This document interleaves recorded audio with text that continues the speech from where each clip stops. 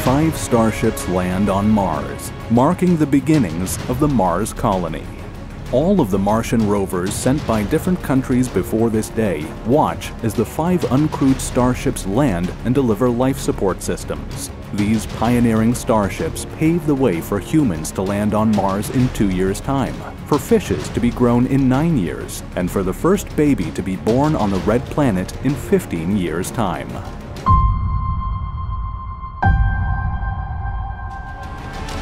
The 5 starships land at Erebus Montis. The cargo ships are delivering essential life support systems. These are made up of solar panels, backup fuel, oxygen, water, dried food, waste management systems, spacesuits, medical supplies, and the first habitation pods. There are also tools and equipment for experiments.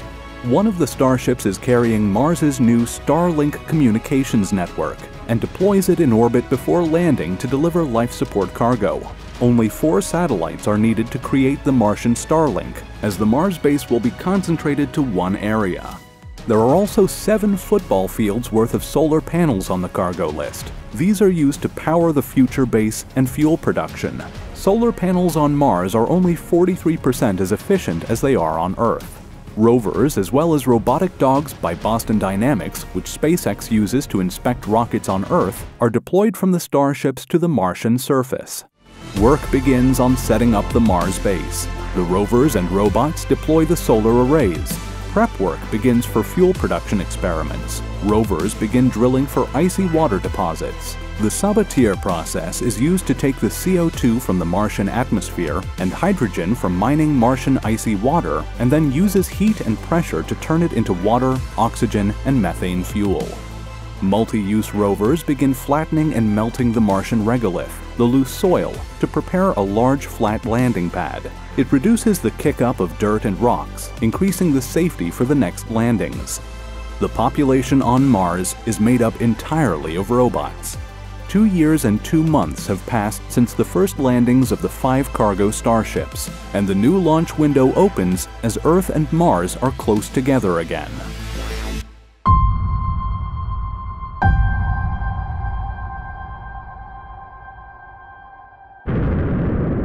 2 starships carrying a total of 30 astronauts land on Mars. 10 additional cargo ships accompany them, carrying an oversupply of life support. These first astronaut settlers are scientists, engineers, medical specialists, and military personnel with scientific backgrounds. They all have to stay on Mars for the full 2 years and 2 months. This is not a short-term visit. It is a mission to make life sustainable and multiplanetary.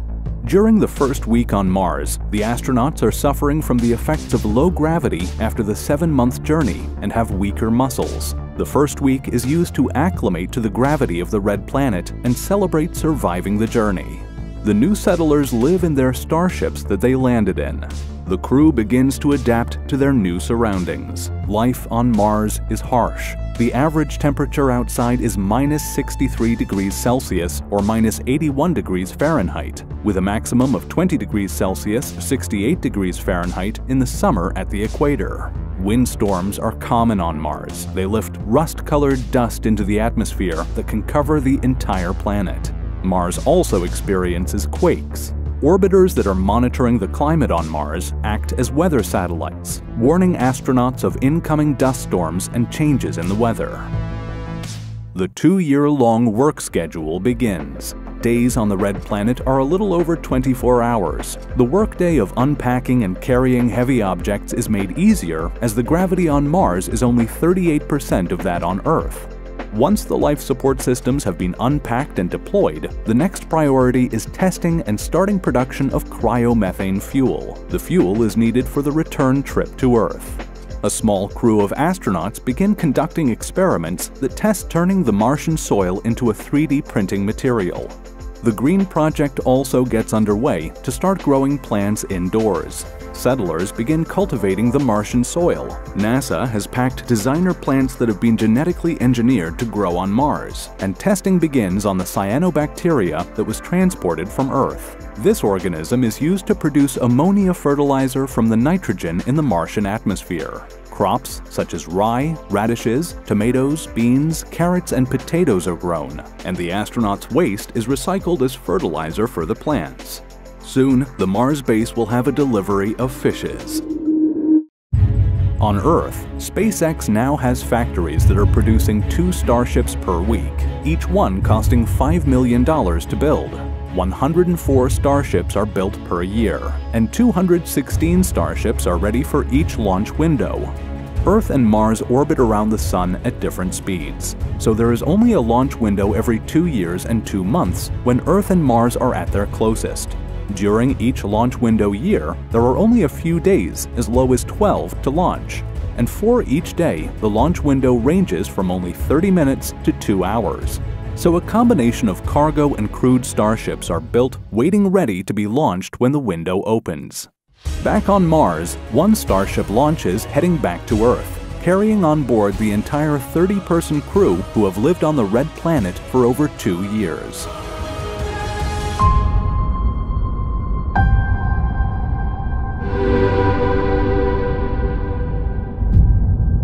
With the landing of the second group of settlers, humans now surpass robots as the majority population.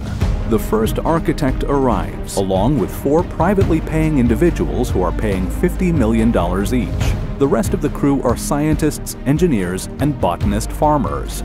The first set of small permanent greenhouse domes are constructed, adding to the number of plants being grown on Mars. The settlers eat the first Martian salad. A small portion of the food on the planet now comes from locally grown produce. This slowly reduces the amount of food that needs to be transported from Earth on future missions. SpaceX begins construction of the Depot X, the first permanent dedicated fueling station on Mars.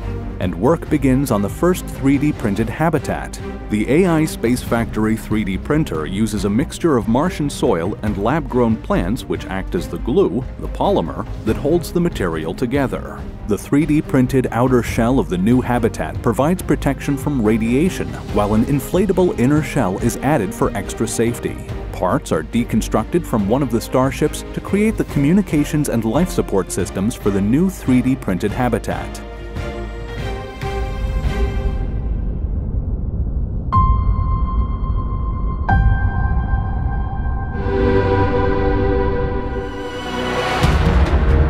As more sophisticated 3D printing robots arrive, larger hydroponic crop facilities are built, generating the majority of the food for the Martian settlers. Kimball Musk even has a team working on Mars with their own vertical farm.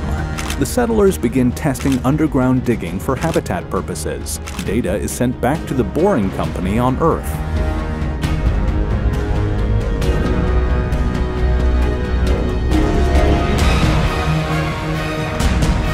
Space agencies from all around the world are now sending their own equipment and scientists to Mars Base Alpha. The domain name Amazon.Mars is registered by Jeff Bezos. Blue Origin plans to open for delivery to Mars for space agencies first and then later for private clients. The new Starship crew have transported fishes from Earth to create an aquaponic greenhouse, as there is now enough water being made on Mars. The first funeral is held, the settler is cremated and spread across the Martian landscape. Back at Earth, a fleet of Starships full of fuel, cargo, and passengers is waiting in low Earth orbit. When the launch window opens, they fly as a fleet to Mars. The spacecrafts are able to support and dock with each other if needed during the 7-month journey.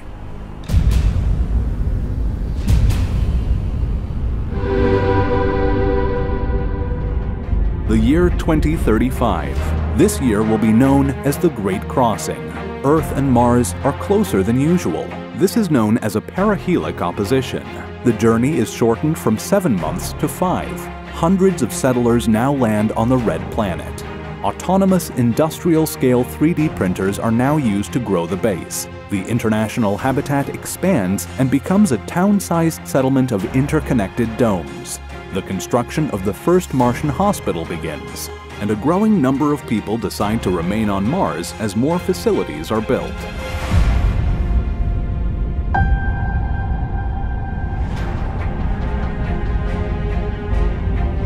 The first people with the intention of becoming permanent residents arrive on Mars. The colony crosses the 1,000-person mark.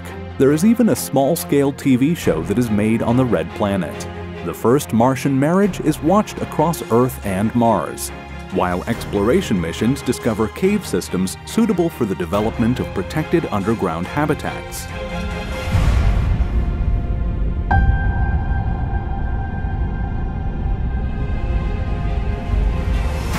The boring company Tunnel Digger lands on Mars and begins testing digging underground tunnels for shielded passageways and for underground habitat construction.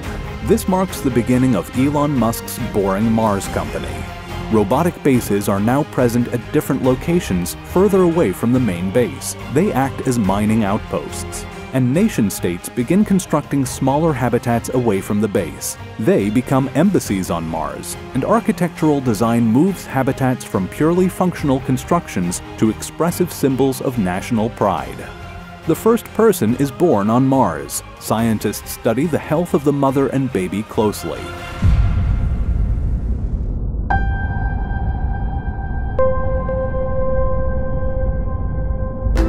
A large number of the new arrivals are now commercially paying 2-year stay customers. All travelers are still required to contribute in growing the Mars society.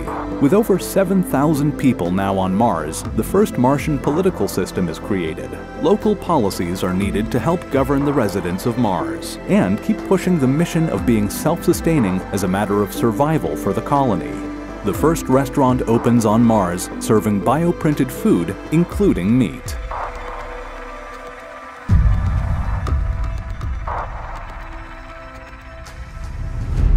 The first bioprinter arrives. It is used at the hospital to test the printing of human parts. A dedicated maternity ward is opened at the hospital to deal with the increase of births from the Martian residents. The first parts of a nuclear fusion power plant begins construction, reducing the need for additional solar panels that are sent with each mission from Earth.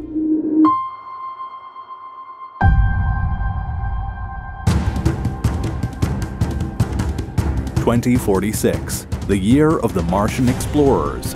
The first person climbs Olympus Mons. It is 2.5 times taller than Mount Everest, making it the tallest mountain and volcano in the solar system.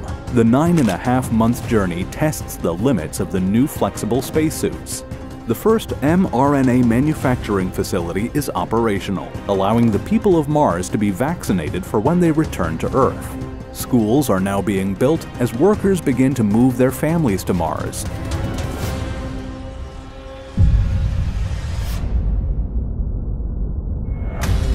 Blue Origin's first fully autonomous orbiting manufacturing station arrives in Mars's orbit.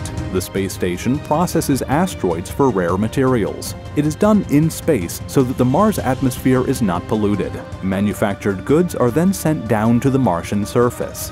Elon Musk opens the first Tesla Gigafactory on Mars. Here they recycle solar panel batteries and assemble open and enclosed electric transporters, and also maintain ATVs and other SpaceX transport vehicles.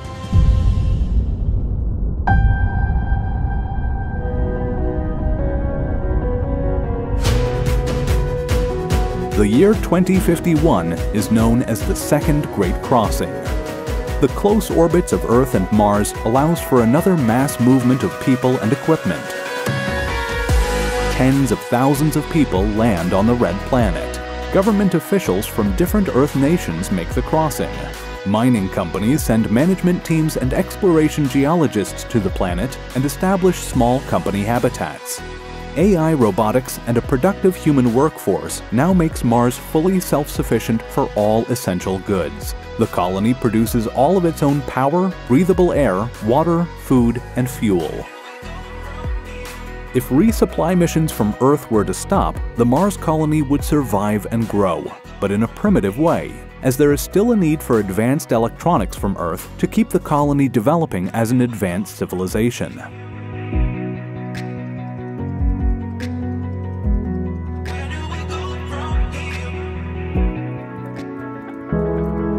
To mark the 10,000 days humans have settled on Mars, the first Mars-born human visits Earth. The traveler is assisted by a robotic suit controlled by a Neuralink brain chip that helps support them in the heavy Earth gravity. On Mars, grasslands and woody plants are thriving in vast enclosed greenhouse domes built over melted ice lakes near the equator. They are slowly adding oxygen to the Martian atmosphere. The first strands of grass are found growing wild on the Martian surface. Escaped seedlings from the greenhouses are attempting to survive on the surface of Mars.